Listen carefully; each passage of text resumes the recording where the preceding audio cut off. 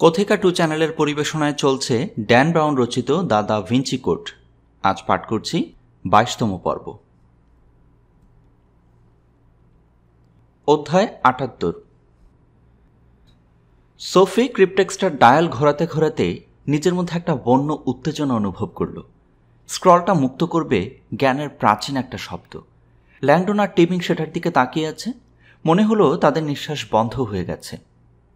S O F. সাবধানে, Teabing বললেন, খুব সাবধানে। I A. সোফি ডায়ালটা পুরোপুরি মেলালো। ঠিক আছে, নিচু স্বরে সে বলে তাদের দিকে তাকালো। আমি এটা টানছি। ভিনেগারের কথাটা মনে রেখো, ল্যাংডন ভীত কণ্ঠে বলল। সাবধানে। সোফি জানতো এই ক্রিপ্টেক্সটা যদি তার ছোটবেলার ক্রিপ্টেক্সগুলোর মতো হয়ে থাকে তবে সে সিলিন্ডারের দুদিক হাত দিয়ে ধরে আস্তে করে বিপরীত দিক থেকে চাপ দিলেই হবে। পাসওয়ার্ডটা যদি সঠিক হয়ে থাকে তবে একদিকের মাথাটা খুলে যাবে, তখন সেটার ভেতর থেকে রোল করা প্যাপিরাসটা বের করে নিতে পারবে। কাগজটা ভিনেগারের ডায়ালকে পেঁচিয়ে রোল করা থাকবে। আর যদি পাসওয়ার্ডটা ভুল হয়ে থাকে তবে বাইরে থেকে চাপ দেওয়ার ফলে ভেতরের লিভারটা কাচের ডায়ালকে ভেঙে ফেলবে। খুব আস্তে করে টানো, নিজেকে বলল সোফি। সিলিন্ডার অর্থাৎ চোঙাটার দুমাথা হাত দিয়ে ধরতেই ল্যাংডন আর টিবিং সোফির দিকে ঝুঁকে পড়ল। কোটটার মর্মোদ্ধার করার প্রবল উত্তেজনায় সোফি প্রায় ভুলতেই বসেছিল ভেতরে তারা কি খুঁজে পাবার প্রত্যাশা করছে। এটা হলো প্রায়োরিটি স্টোন। টিবিংয়ের মতে এটার মধ্যে হোলি গ্রেলের মানচিত্রটা রয়েছে, যাতে ম্যারি মাগদালিন এবং স্যাঙ্গ্রেল দলিলগুলোর খোঁজ পাওয়া যাবে। অতি গোপন সত্যতার অনিবার্য এক গুপ্তধন। পাথরের টিউবটা ধরে সোফি পুনরায় দেখে নিল ডায়াল করা অক্ষরগুলো ঠিকমতো সারিবদ্ধ করা আছে কিনা। তারপর আস্তে করে সে টান দিল। কিছুই হলো না। আর একটু জোরে টান দিলে হঠাৎ করে পাথরের মুখটা খুলে গেল। মুখটার আটকানো অংশটা তার হাতে খুলে এলো। ল্যাংডন আর টিবিং রীতিমতো লাফিয়ে উঠল। সিলিন্ডারের ভেতরে তাকাতেই সোফির হৃদস্পন্দন বাড়তে লাগলো। একটা স্ক্রল। রোল করা কাগজটার দিকে তাকিয়ে সোফি দেখতে পেল সেটা চোঙার মতো কিছু একটা পেঁচিয়ে আছে। ভিনেগারের ডায়ালটা সে বুঝতে পারল।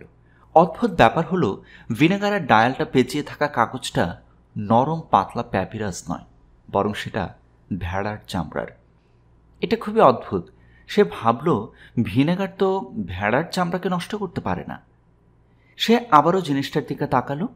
এবার সে দেখতে পেল মাঝখানের জিনিসটা আসলে ভিনেগারের ডায়াল নয়, জিনিসটা একেবারেই অন্য কিছু। কি হয়েছে? টিবিং জিজ্ঞেস করলেন। স্ক্রলটা টেনে বের করুন। সোফি রোল করা চামড়াটা টেনে বের করল। এটা তো প্যাপিরাস নয়, টিবিং বললেন। খুব ভারী এটা। আমি জানি, এটা একটা প্যাড। কিসের জন্য? ভিনেগারের ডায়ালের জন্য? না।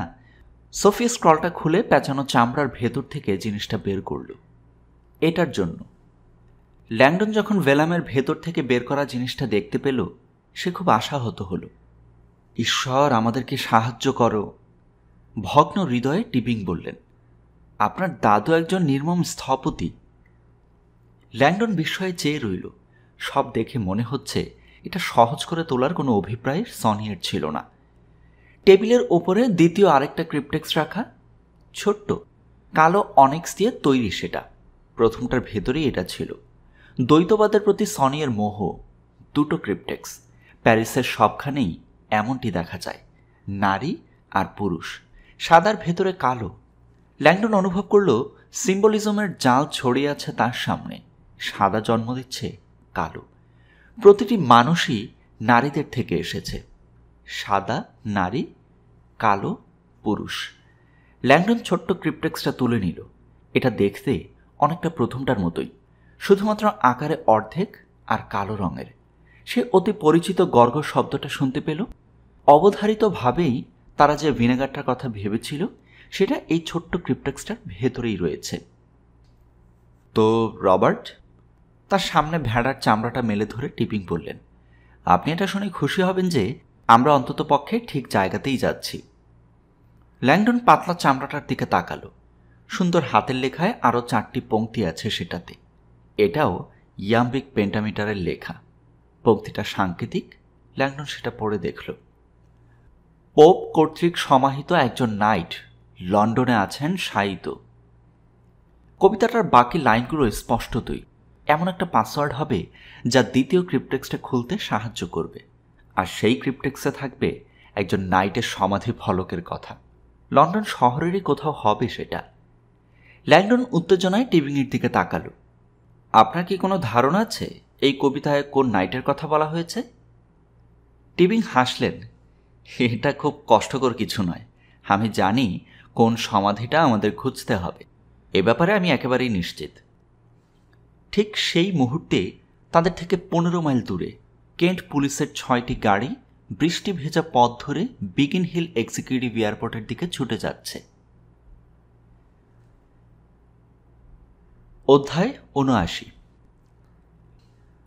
লেফটেন্যান্ট কোলেথ টিপিংয়ের ফ্রিজ থেকে একটা পেরিয়ার মদ নিয়ে ড্রয়িং রুমে ফিরে এলো। ফসের সাথে লন্ডনে না থেকে যেখানে ঘটনাটা সংঘটিত হয়েছে সেই স্যাথোফিলের ছড়িয়ে ছিটিয়ে থাকা পিটিএস দলটির বেবি সিটিংয়ের দায়িত্ব পালন করছে এখন। এ পর্যন্ত তারা যেসব প্রমাণপত্র খুঁজে পেয়েছে সেগুলো কোনো সাহায্যেই আসবে না। ফ্লোরে একটা বুলেট বিদ্ধ হয়ে আছে, একটা কাগজে অসংখ্য প্রতীক ভরা, আর তাতে লেখা আছে তলোয়ার এবং পেয়ালা, আরেকটা রক্তাক্ত কাঁটাযুক্ত বেল্ট। পিটিএস দলটি তাকে বলেছে এটা রক্ষণশীল ক্যাথলিক গ্রুপ ওপাস্তায়ের সাথে সংশ্লিষ্ট। সাম্প্রতিক সময়ে তাদের উগ্র আর আগ্রাসী কর্মকাণ্ডের জন্য সংবাদের শিরোনাম হয়েছিল দলটি। কোলের দীর্ঘশ্বাস ফেলল। বড়সড় হলওয়েটার দিকে চলে গেল সে।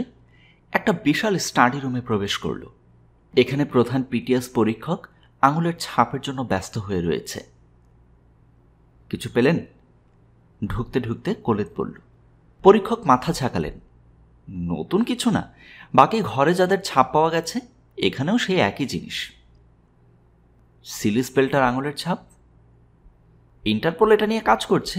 এখানে যাই পাওয়া যাচ্ছে আমি সেগুলো আপলোডেড করে ফেলেছি।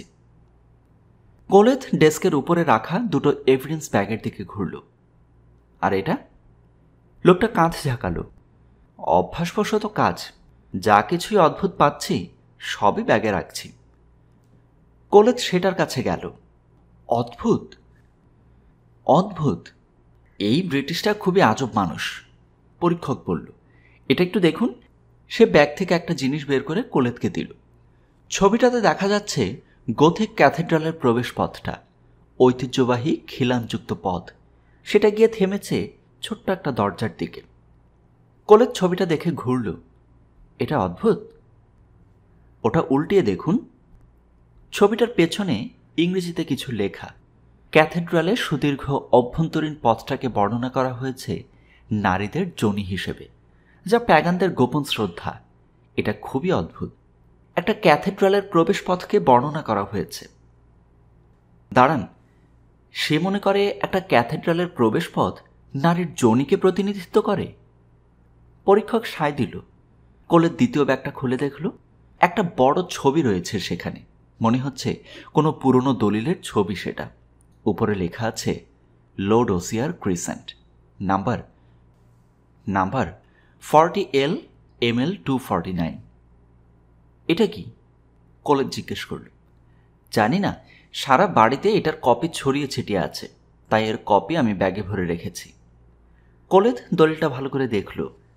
প্রায়োরি দ্য সাইয়ন গ্র্যান্ড মাস্টার্স, জ দ্য গিসার্স 1188 থেকে 1220, ম্যারি দ্য সেন্ট ক্লেয়ার 1220 থেকে 1266, গুইলামে দ্য গিসোর্স 1266 থেকে 1307, এডওয়ার্ড দ্য বার 1307 থেকে 1336, জনে দ্য বার 1336 থেকে 1351, জ দ্য সেন্ট ক্লেয়ার 1351 থেকে 1366, প্লাসে দাভরু 1366 থেকে 1398, নিকোলাস ফ্লামেল 1398 থেকে 1418, রেনে দাজু 1418 থেকে 1480, আয়ারল্যান্ডে দ্য বার 1480 থেকে 1483, সান্দ্রো বত্তিচেলা 1483 থেকে 1510, লিওনার্দো দা ভিঞ্চি 1510 থেকে 1519, কন্নে তাবলে দ্য বুরবোয়া 1519 থেকে 1527, ফার্দিনান্দ দ্য গঞ্জাক 1527 থেকে 1575, লুইস দ্য নেভার্স 1575 থেকে 1595, রবার্ট ক্লাড 1595 থেকে 1637, জে ভ্যান্টলেন আদ্রেয়া 1637 থেকে 1654, রবার্ট বয়েল 1654 থেকে 1691, আইজ্যাক নিউটন 1691 থেকে 1727, চার্লস রেডক্লিফ 1727 থেকে 1746, সার্ল দ্য লোরেইন 1746 থেকে 1780, ম্যাক্সিমিলান দ্য লোরেইন 1780 থেকে 1801, চার্লস নোডিয়ার 1801 থেকে 1844, ভিক্টর হুগো 1844 থেকে 1885, ক্লদ দেবাসি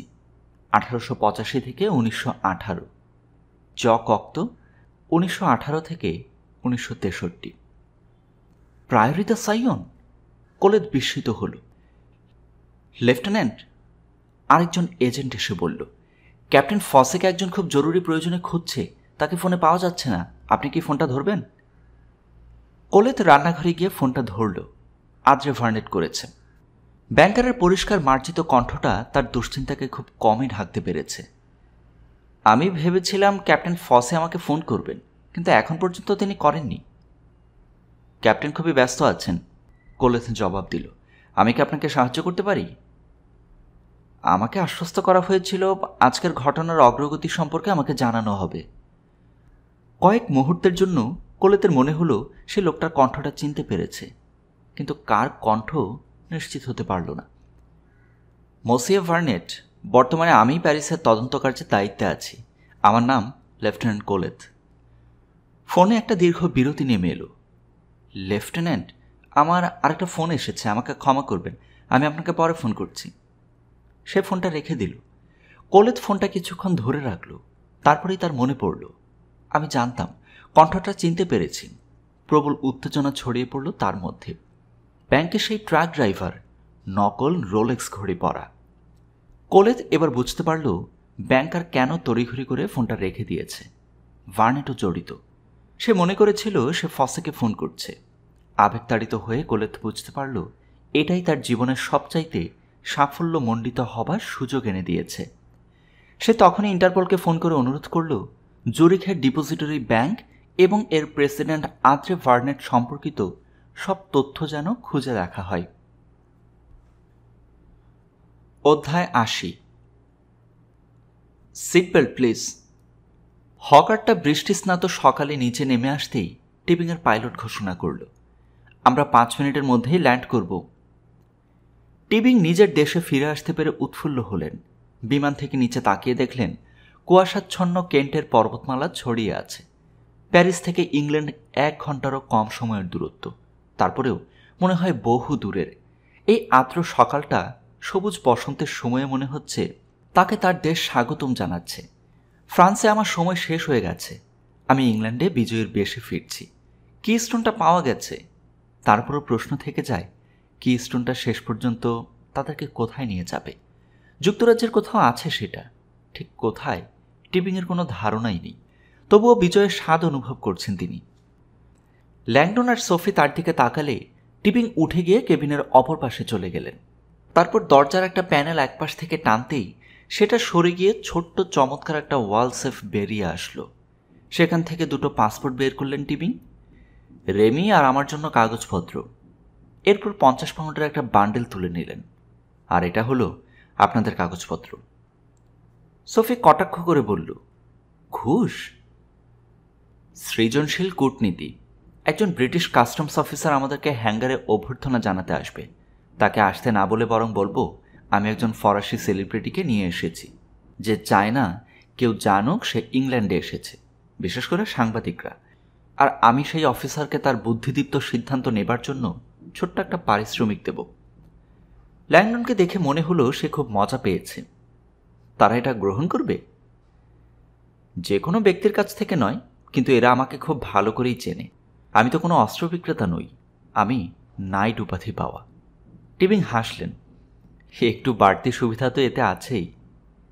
রেমি এসে উপস্থিত হলো, তার হাতে হ্যাকলার অ্যান্ড কোচ পিস্তলটা ধরা। স্যার, আমার কাজ কি? টিবিং তার গৃহ পরিচারকের দিকে তাকালেন। আমি চাই তুমি প্লেনেই থাকো আমাদের অতিথির সাথে, যতক্ষণ না আমি ফিরে আসি। আমরা তো আর তাকে নিয়ে সারা লন্ডন শহরটা ঘুরতে পারি না। সোফিকে দেখে মনে হলো সে খুব উদ্বিগ্ন। লেই, আমি নিশ্চিত আমরা ফিরে যাবার আগেই ফরাসি পুলিশ আপনার প্লেনটা খুঁজে পাবে। টিবিং হাসলেন। হ্যাঁ, তারা যদি প্লেনে উঠে রেমিকে পায় তবে তো। সোফি তার এই দুঃসাহস দেখে অবাক হল। লেই, আপনার প্লেনে হাত পা বাঁধা একজন জিম্মি আছে, যাকে আপনি আন্তর্জাতিক সীমানা পার করেছেন। এটা খুবই মারাত্মক একটি ব্যাপার। সেটা আমার উকিলরা দেখবে। পাত্রের কাছে গেলেন তিনি। এই জানোয়ারটা আমার বাড়িতে ঢুকে আমাকে প্রায় খুনই করে ফেলেছিল, এটা তো সত্যি। রেমি সাক্ষ্য দেবে। কিন্তু আপনি তাকে হাত পা বেঁধে লন্ডনে উড়িয়ে নিয়ে এসেছেন, ল্যাংডন বলল। টিবিং তার ডান হাতটা তুলে ধরে আদালতে শপথ নেবার ভঙ্গি করলেন। ইয়োর অনার, একজন বৃদ্ধ নাইটের ব্রিটিশ আদালতের প্রতি বোকার মতো বেশি পক্ষপাতকে ক্ষমা করবেন। আমি বুঝতে পারছি আমার উচিত ছিল ফরাসি কর্তৃপক্ষকে বলা, কিন্তু আমি ওইসব ফরাসি লেইসে ফেয়ারদেরকে পুরোপুরি বিশ্বাস করি না। এই লোকটা আমাকে মেরেই ফেলেছিল। হ্যাঁ, আমি তাড়াহুড়ো করে আমার গৃহপরিচারককে বাধ্য করেছি তাকে ইংল্যান্ডে নিয়ে আসতে, কিন্তু আমি খুবই মানসিক চাপের মধ্যে ছিলাম। মিয়া কুলপা, মিয়া কুলপা। স্যার, পাইলট আবারও বলল, টাওয়ার থেকে জানাচ্ছে আমাদের হ্যাঙ্গারের সামনে প্লেনটা নিয়ে যাবার ব্যাপারে তাদের কিছু সমস্যা রয়েছে। তারা আমাদেরকে সরাসরি টার্মিনালের দিকে ল্যান্ড করতে বলছে। টিবিং বিগিন হিলে প্রায় 1 দশক ধরে প্লেন ব্যবহার করছে, আর এবারই প্রথম এরকম হলো। তারা কি বলেছে, সমস্যাটা কি? কন্ট্রোলার স্পষ্ট করে কিছু বলেনি। পাম্পিং স্টেশনে গ্যাস লিক জাতীয় কিছু।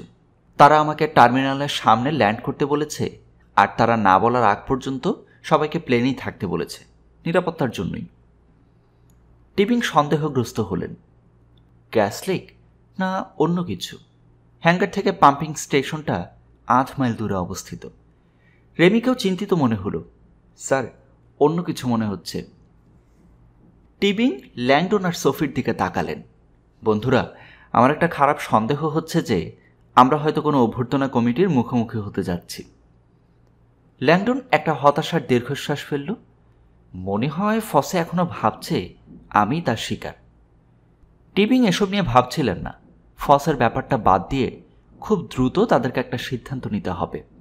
অনিবার্য লক্ষ্য থেকে বিচ্যুত হওয়া যাবে না। গ্রেলটা, আমরা খুব কাছাকাছি এসে পড়েছি। লেই, ল্যাংডন বলল, তার কণ্ঠে গভীর উদ্বেগ। আমার উচিত আত্মসমর্পণ করে এই ব্যাপারটা বৈধভাবে সমাধান করা। আমাদের সবাইকে এতে করে রেহাই দেওয়া যাবে। ওহ রবার্ট, টিবিং হাত নেড়ে অসম্মতি জানালেন। আপনি কি সত্যি মনে করেন তারা আমাদেরকে রেহাই দেবে? আমি আপনাকে অবৈধভাবে পরিবহন করেছি। মিস নেভু লুভর থেকে আপনাকে পালাতে সাহায্য করেছেন, আর হাত পা বাঁধা একজন লোক আছে আমাদের সঙ্গে। এখন আমরা সবাই এ ব্যাপারে একসাথেই আছি। হয়তো অন্য কোনো বিমানবন্দরে, সোফি বলল। টিবিং মাথা ঝাঁকালেন। এখান থেকে আমরা যদি উড়াল দেই, তবে অন্য কোথাও নামার আগেই আমাদের অভ্যর্থনাকারী দল আর্মি ট্যাঙ্ক নিয়ে সেখানে হাজির হবে। সোফি হতাশ হয়ে ধপ করে বসে পড়ল। টিবিং আঁচ করলেন, তারা যদি কোনোভাবে ব্রিটিশ কর্তৃপক্ষের সাথে মুখোমুখি হওয়াটা এড়াতে পারে, তবে গ্রেল খোঁজাটার জন্য সাহসী একটা সিদ্ধান্ত নিতেই হবে। আমাকে 1 মিনিট সময় দিন, তিনি বললেন।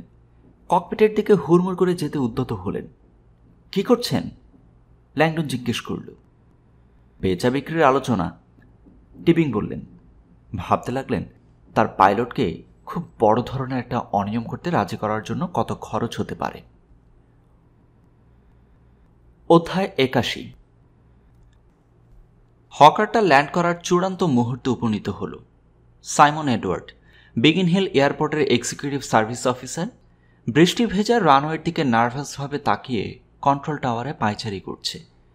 শনিবারের সকালে খুব তাড়াতাড়ি ঘুম থেকে জেগে ওঠানোটা তার মনোপুত হচ্ছে না, কিন্তু এটা খুবই জঘন্য ব্যাপার যে তাকে বিদেশ থেকে ফোন করে তার সবচাইতে সেরা ক্লায়েন্টকে গ্রেফতার করতে বলা হয়েছে। স্যার লেই টিবিং শুধুমাত্র তার ব্যক্তিগত হ্যাঙ্গারের জন্যই ভাড়া দিয়ে থাকেন না, বরং প্রতিটি ল্যান্ডিংয়ের জন্য তিনি ফি দিয়ে থাকেন। সাধারণত তার আগমনের কথাটা আগেভাগে এয়ারফিল্ডে জানানো হয়ে থাকে। টিবিং এমনটি পছন্দ করে থাকেন। তার চমৎকার জাগুয়ারটা তার হ্যাঙ্গারেই সবসময় তেল ভরে মজুদ থাকে, পালিশ করে সেটা ফিটফাট করে রাখা হয়। আর যেদিন তিনি আসবেন সেদিনে লন্ডন টাইমসের এক কপি পেছনের সিটে রাখা থাকে। একজন কাস্টমস অফিসার প্লেনের কাছে চলে যায় প্রয়োজনীয় কাগজপত্র আর লাগেজ চেক করার জন্য। মাঝে মাঝেই টিবিং কাস্টমসের লোকদেরকে কিছু নির্দোষ জিনিসের ব্যাপারে অন্ধ থাকার জন্য মোটা অঙ্কের বকশিস দিয়ে থাকেন। বেশিরভাগ ক্ষেত্রেই থাকে ফরাসি দামি দামি খাবার আর ফলমূল। প্লেনটা আসতে দেখে এডওয়ার্ডের নার্ভটা আরও বেশি টান টান হয়ে গেল। যদিও এডওয়ার্ডকে এখনও জানানো হয়নি টিবিংয়ের বিরুদ্ধে অভিযোগটা কী, কিন্তু বোঝা যাচ্ছে সেগুলো খুবই গুরুতর কিছু হবে। ব্রিটিশ পুলিশ যদিও সাধারণত অস্ত্র বহন করে না, কিন্তু ঘটনার গুরুত্ব বুঝে তারা একটা সশস্ত্র দলকে সঙ্গে করে নিয়ে এসেছে। এখন 8 জন পুলিশ অস্ত্র হাতে টার্মিনালের ভেতরে অপেক্ষা করছে প্লেনটা নামার জন্য। প্লেনটা নামলে সেটা ব্রিটিশ পুলিশ ঘিরে ফেলবে যতক্ষণ না ফরাসি কর্তৃপক্ষ এসে হাজির হয়।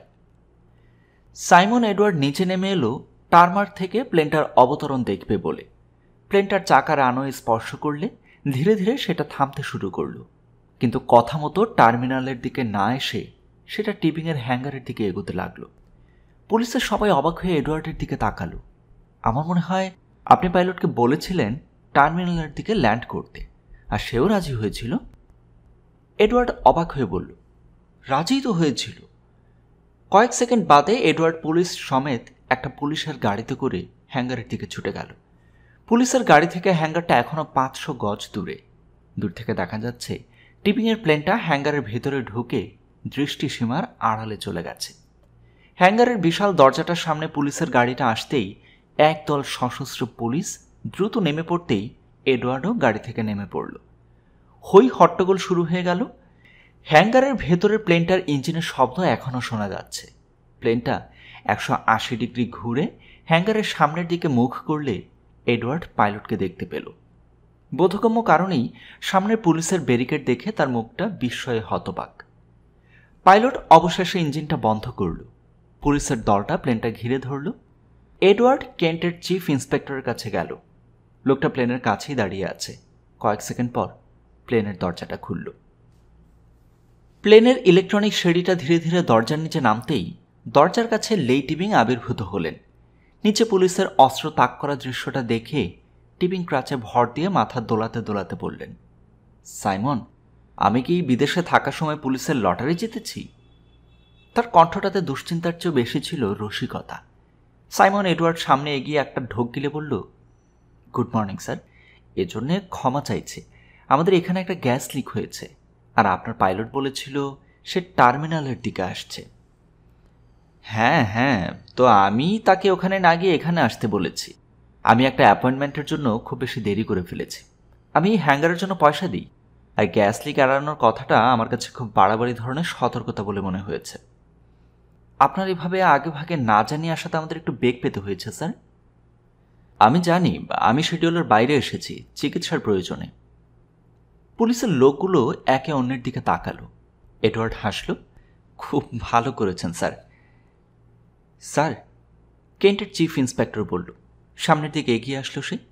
আপনাকে আমার বলার দরকার যে আপনি আরও আধ ঘন্টা আপনার প্লেনের ভেতরেই থাকবেন। টিবিং সিঁড়ি দিয়ে নামতে যেতেই কথাটা শুনে ভুরু কুচকাল। আমি বলতে বাধ্য হচ্ছি, এটা অসম্ভব। আমার ডাক্তারের সাথে অ্যাপয়েন্টমেন্ট আছে। টারমার্কে নেমে গেলেন তিনি। ওটা মিস করা আমার পক্ষে সম্ভব না। চিফ ইন্সপেক্টর টিবিংয়ের গতিপথ আগলে ধরল। আমি ফরাসি জুডিশিয়াল পুলিশের নির্দেশ পালন করছি। তারা দাবি করছে আপনি আপনার প্লেনে করে একজন আসামিকে নিয়ে এসেছেন। টিবিং ইন্সপেক্টরের দিকে দীর্ঘক্ষণ তাকিয়ে থেকে অট্টহাসিতে ফেটে পড়লেন। এটা কি কোনো লুকানো ক্যামেরার টিভি অনুষ্ঠান? দারুণ তো। ইন্সপেক্টর ঠায় দাঁড়িয়ে রইল। এটা খুবই সিরিয়াস ব্যাপার স্যার।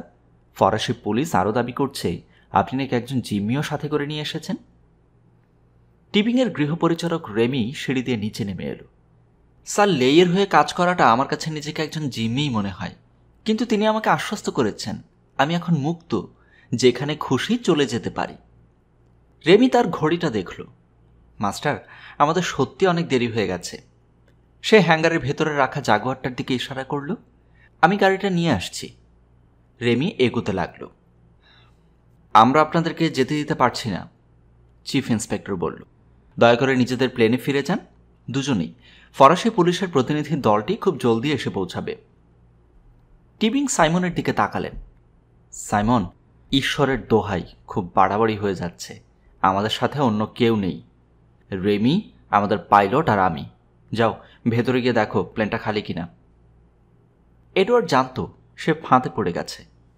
জি স্যার, আমি দেখছি। খবরদার! কেন্টের ইন্সপেক্টর হাঁক দিল। সে আগেই সন্দেহ করেছিল টিবিংয়ের ব্যাপারে সাইমন তাদের কাছে মিথ্যে বলে থাকতে পারে। আমি নিজেই দেখছি। টিবিং মাথা ঝাঁকালেন। না, আপনি যাবেন না ইন্সপেক্টর। এটা ব্যক্তিগত সম্পত্তি, আর যতক্ষণ না আপনার কাছে তল্লাশের ওয়ারেন্ট থাকছে ততক্ষণ আপনি আমার প্লেন থেকে দূরে থাকুন। আমি আপনাকে যৌক্তিক প্রস্তাবই দিচ্ছি। মিস্টার এডওয়ার্ড এই তল্লাশিটা চালাতে পারেন।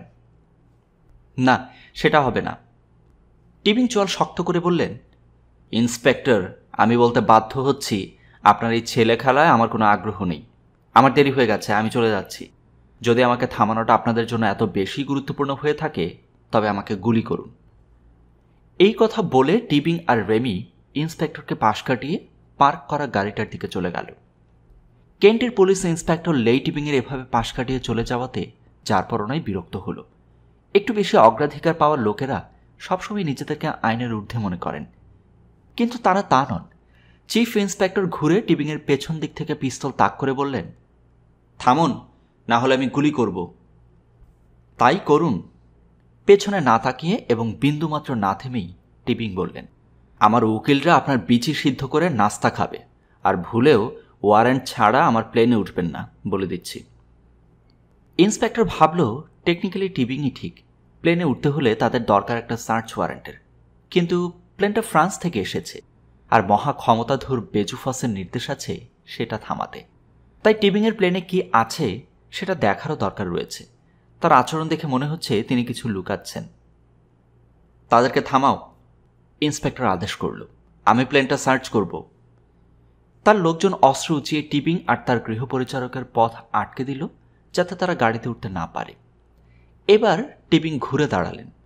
ইন্সপেক্টর, আমি শেষবারের মতো সতর্ক করে দিচ্ছি, এই প্লেনে ওঠার চিন্তাও করবেন না, আপনি পস্তাবেন। হুমকিটা অগ্রাহ্য করে চিফ ইন্সপেক্টর প্লেনে উঠতে উদ্যত হল। সিঁড়ি দিয়ে উঠে কেবিনের ভেতরে ঢুকে পড়ল। এটা আবার কি?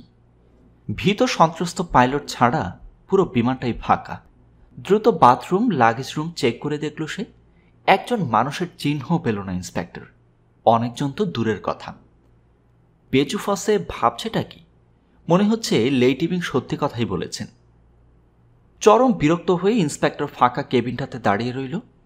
ধ্যাত, তার মুখ লাল হয়ে গেছে। প্লেন থেকে নিচে নেমে এসে টিবিংয়ের দিকে তাকালো। তাদেরকে যেতে দাও, আদেশ করল সে। আমাদের খবরটা ঠিক ছিল না মনে হচ্ছে। টিবিংয়ের চোখে দুষ্টুমি দেখা গেল। আপনি আমার উকিলের ফোন প্রত্যাশা করতে পারেন, আর ভবিষ্যতের জন্য বলে রাখছি, ফরাসি পুলিশকে বিশ্বাস করবেন না। টিবিংয়ের গৃহপরিচারক গাড়িটার দরজা খুলে তার খোড়া মনিবকে পেছনের সিটে বসতে সাহায্য করল। তারপর রেমি নিজের আসনে ফিরে গিয়ে গাড়িটা চালু করে চলে গেলে পুলিশের লোকেরা অপসৃয়মান গাড়িটার দিকে তাকিয়ে রইল। ভালো অভিনয় করেছ হে, টিবিং সামনে বসা গাড়ি চালক রেমিকে উৎফুল্ল হয়ে বললেন।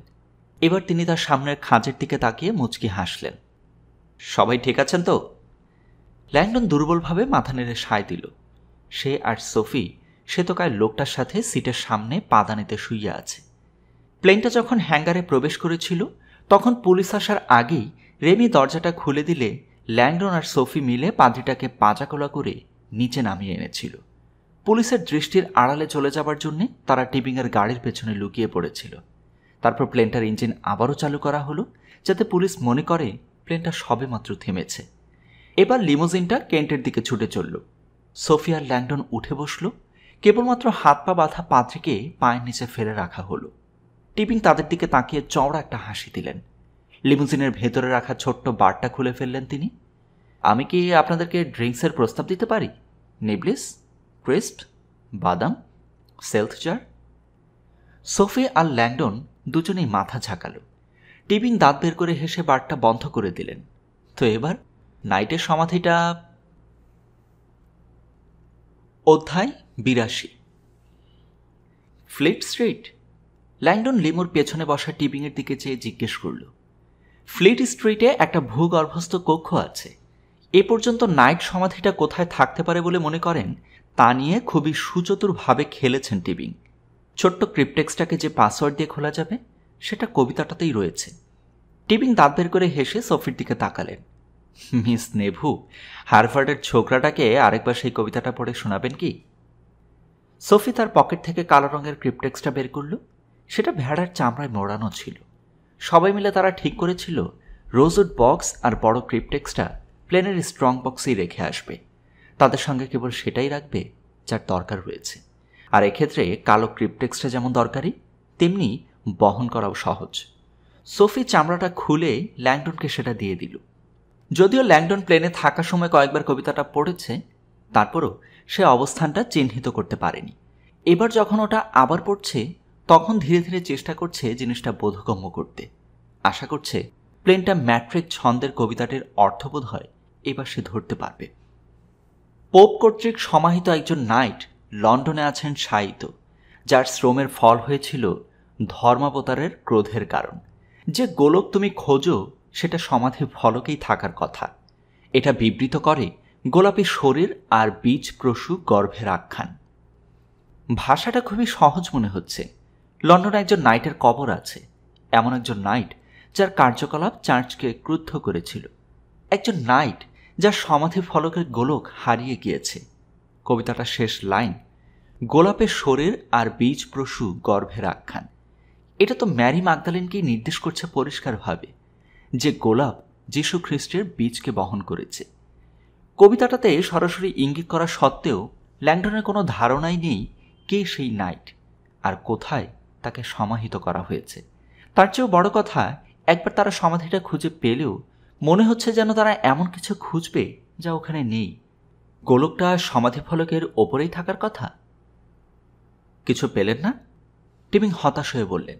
যদিও ল্যাংডন আজ করতে পারছে রয়্যাল হিস্টোরিয়ান কিছু একটা উপভোগ করছেন। মিস নেভু, সফি মাথা ঝাঁকালো। আমি না থাকলে আপনারা দুজন কি করতেন? টিবিং বললেন, খুব ভালো, আমি আপনাদেরকে সেখানে নিয়ে যাব। এটা আসলে খুবই সহজ। প্রথম লাইনটাই হলো মূল চাবিকাঠি। আপনি কি সেটা একটু পড়বেন? ল্যাংডন জোরে জোরে পড়ল, পোপ কর্তৃক সমাহিত একজন নাইট লন্ডনে শায়িত আছেন। একদম ঠিক, এমন একজন নাইট যাকে পোপ সমাহিত করেছিলেন। ল্যাংডনের দিকে তাকালেন তিনি। এটা আপনার কাছে কি অর্থ বহন করে?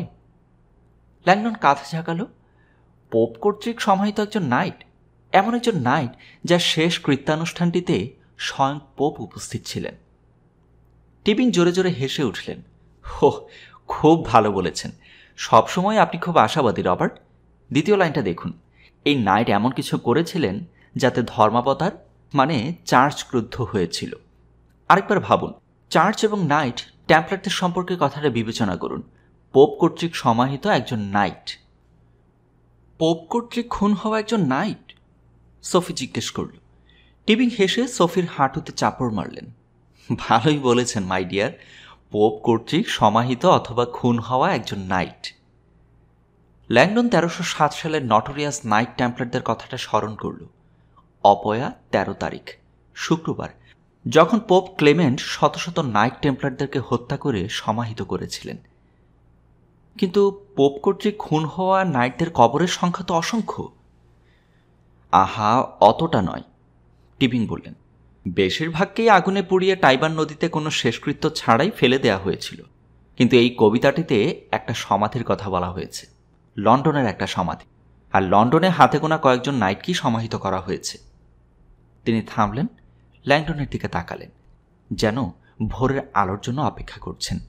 অবশেষে তিনি আবারও বলতে শুরু করলেন, রবার্ট, ঈশ্বরের দোহাই, লন্ডনে নির্মিত চার্চটি প্রায়োরীদের সশস্ত্র যোদ্ধাদল তৈরি করেছিল। নাইট টেম্পলাররা নিজেরাই ছিলেন।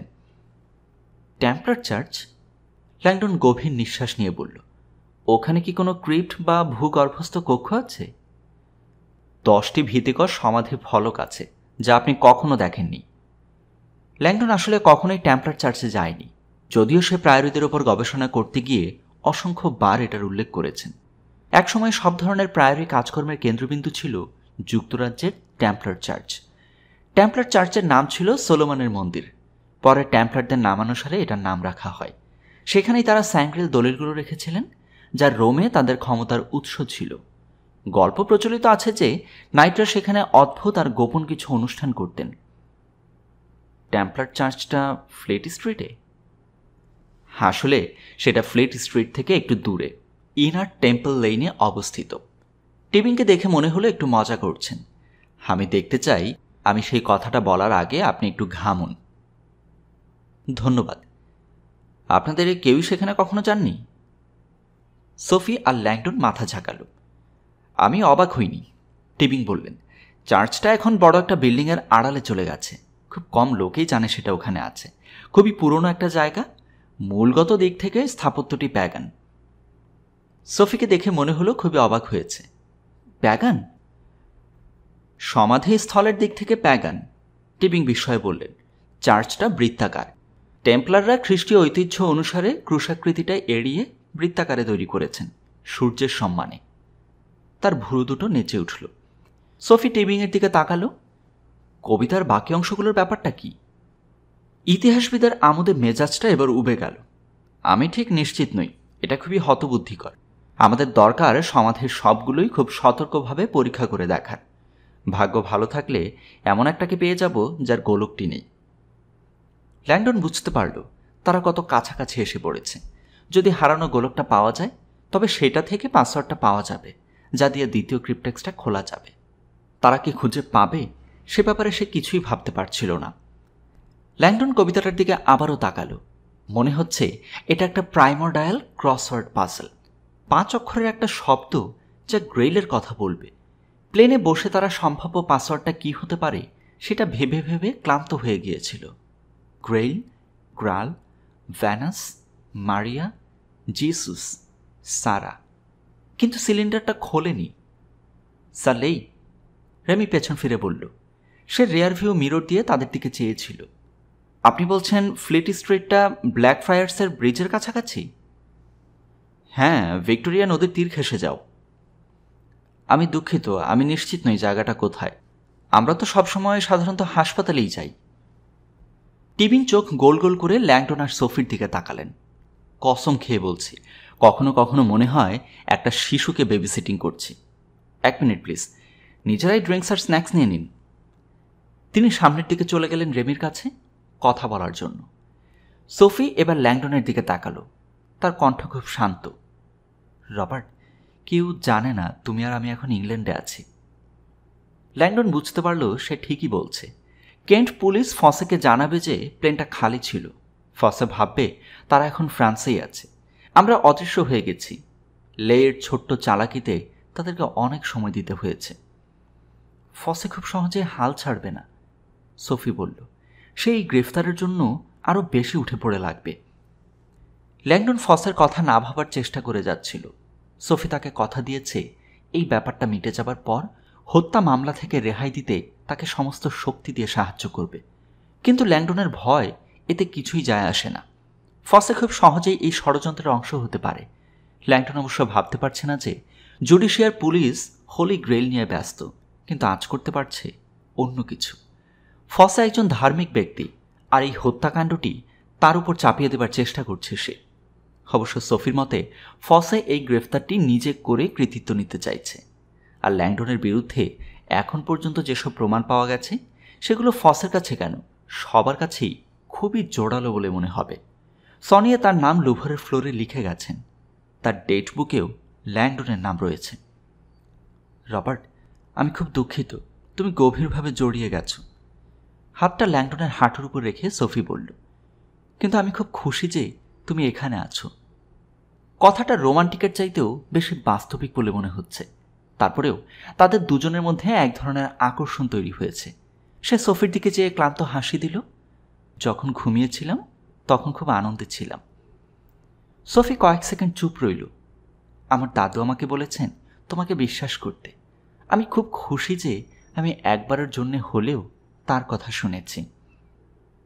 তোমার দাদু কিন্তু আমাকে চিনতেনও না। তারপরও বলবো, উনি যা চেয়েছেন তুমি তার সবটাই করেছ। কি স্টোনটা খুঁজে বের করতে সাহায্য করেছ আমাকে, স্যাংগ্রেল কি সেটা ব্যাখ্যা করেছ, আমার দেখা সেই অদ্ভুত দৃশ্যটার কথাও বলেছ। সে একটু থামল। অনেক বছর পর আমি আজকে আমার দাদুকে খুব কাছাকাছি অনুভব করতে পারছি। আমি জানি তিনি এতে খুব খুশি হতেন। ল্যাংডন উদাসভাবে বাইরে তাকিয়ে রইল। হঠাৎ করে তার মনে হলো তার হাঁটুতে যেন কিছু একটা। সম্বিত ফিরে পেয়েই দেখল সোফির হাতটা তার হাঁটুর উপর। সোফি তার সাথে কথা বলছিল। আমরা যদি স্যাংগ্রিল দলিলগুলো খুঁজে পাই, তবে তোমার মতে সেগুলো নিয়ে আমাদের কি করা উচিত? সে নিচু স্বরে বলল, আমিও অশরীরী কিছু ভাবছি। ল্যাংডন বলল, তোমার দাদু ক্রিপ্টেক্সটা তোমাকে দিয়েছেন, তাই তোমার যা মনে হয় তুমি তাই করবে। এটা তোমারই এখতিয়ার। আমি তোমার মতামতটা জানতে চাচ্ছি। তুমি নিশ্চিতভাবেই তোমার পাণ্ডুলিপিটাতে এমন কিছু লিখেছ যাতে আমার দাদু তোমাকে বিশ্বাস করেছেন, তোমার বিচার ক্ষমতার উপর আস্থা রেখেছেন। তিনি তোমার সাথে একটা ব্যক্তিগত সাক্ষাতেরও ব্যবস্থা করেছিলেন। এটা খুবই বিরল একটা ব্যাপার। হয়তো তিনি বলতে চেয়েছিলেন আমি যা লিখেছি তার সবই ভুল। তিনি যদি তোমার আইডিয়াটা পছন্দই না করে থাকেন, তবে কেন আমাকে বলবেন তোমাকে খুঁজে নিতে? তোমার পাণ্ডুলিপিতে কি তুমি স্যাংগ্রিল দলিলগুলো প্রকাশ করার পক্ষে বলেছ, নাকি ওগুলো গোপনেই থাকুক সেটা বলেছ? কোনোটাই না। আমি কোনো মতামত দেইনি। পাণ্ডুলিপিটা পবিত্র নারীর প্রতীক নিয়ে ইতিহাসে তাদের আইকনোগ্রাফি অনুসন্ধান বিষয়। হোলি গ্রেলটা কোথায় আছে কিংবা সেটা প্রকাশ করা উচিত কিনা সে ব্যাপারে আমি কোনো মতামত দেইনি। তারপরেও তুমি এই ব্যাপারে একটা বই লিখছ, অবশ্যই তুমি মনে করো তথ্যটা প্রকাশ করা হোক। খ্রিস্টের বিকল্প ইতিহাস এবং অনুমান নির্ভর ইতিহাসের মধ্যে অনেক অনেক মতপার্থক্য রয়েছে। এবং সে থেমে গেল। এবং কি? এবং হাজার হাজার প্রাচীন দলিল দস্তাবেজ হাজির করে ওল্ড টেস্টামেন্টটা যে ভুয়া সেটা প্রমাণ করা নিয়েও মতপার্থক্য রয়েছে। কিন্তু তুমি আমাকে বলেছিলে নিউ টেস্টামেন্টের কোনো ভিত্তিই নেই। ল্যাংডন হাসল। সোফি, এই বিশ্বের সবগুলো ধর্মমতই ভিত্তিহীন। এটাই ধর্মবিশ্বাসের সংজ্ঞা। এটা মেনে নেওয়া যে আমরা যা ভাবছি সেটা সত্যি, কিন্তু আমরা সেটা প্রমাণ করতে পারি না। তাহলে তুমি স্যাংগ্রিল দলিলগুলো চিরতরের জন্য লুকানোই থাক সেটার পক্ষে? আমি একজন ইতিহাসবিদ। দলিল দস্তাবেজগুলো ধ্বংসের বিপক্ষে আমি। আর আমি দেখতে চাই ধর্মীয় পণ্ডিতেরা যীশুখ্রিস্টের জীবনের সত্যিকারের কাহিনীটা মেনে নিক। তুমি আমার প্রশ্নের দুটো দিক নিয়ে তর্ক করছো। তাই বাইবেল এই পৃথিবীর লক্ষ কোটি মানুষের মৌলিক দিক নির্দেশনার উৎস। একই কথা কোরআন, তোরাহ এবং বৌদ্ধ ত্রিপিটকের কথাও প্রযোজ্য। তুমি আর আমি যদি এমন দলিল দস্তাবেজ খুঁজে পাই যা ইসলামী, ইহুদি, বৌদ্ধ, প্যাগান ধর্মবিশ্বাসের পবিত্র কাহিনীগুলোকে বাতিল করে দেয়, তবে কি সেটা আমাদের প্রকাশ করা উচিত হবে? আমাদের কি উচিত হবে একটা পতাকা নেড়ে এটা জানানো যে বুদ্ধ আসলে পদ্মফুল থেকে জন্ম নেয়নি? এ ব্যাপারে আমাদের কাছে প্রমাণ আছে। অথবা যিশু আক্ষরিক অর্থে কোনো কুমারের গর্ভে জন্মাননি। যারা সত্যিকারভাবে তাদের ধর্মে বিশ্বাসী তারা এটা বোঝে যে কাহিনীগুলো রূপকার্থে বলা হয়েছে। সোফিকে দেখে মনে হলো সন্দিগ্ধ। আমার ধার্মিক খ্রিস্টান বন্ধুরা বিশ্বাস করে যিশু সত্যি পানির উপর দিয়ে হাঁটতেন, পানিকে মদ বানাতে পারতেন, আর তিনি একজন কুমারী মায়ের গর্ভে জন্মেছেন। আমার কথাটা হলো, ল্যাংডন বলল, ধর্মীয় কাহিনীর ভিত্তি মিথ্যা হলেও সেটা এখন বাস্তব, আর এই বাস্তবতা লক্ষ কোটি মানুষকে ভালোভাবে জীবনযাপন করতে সাহায্য করছে। কিন্তু তাদের বাস্তবতাটা তো মিথ্যে। ল্যাংডন বলল, ঠিক সেই রকম মিথ্যে যেরকমটি গাণিতিক ক্রিপ্টোগ্রাফাররা বিশ্বাস করে, আই নামের কাল্পনিক একটা সংখ্যায় যেটা তাদের কোডের মর্মোদ্ধারে সাহায্য করে। সোফি ভুরু কোঁচকাল। এটা ঠিক হচ্ছে না। এরপর কিছু মুহূর্ত পার হলো। তোমার প্রশ্নটা কি? ল্যাংডন জিজ্ঞেস করল।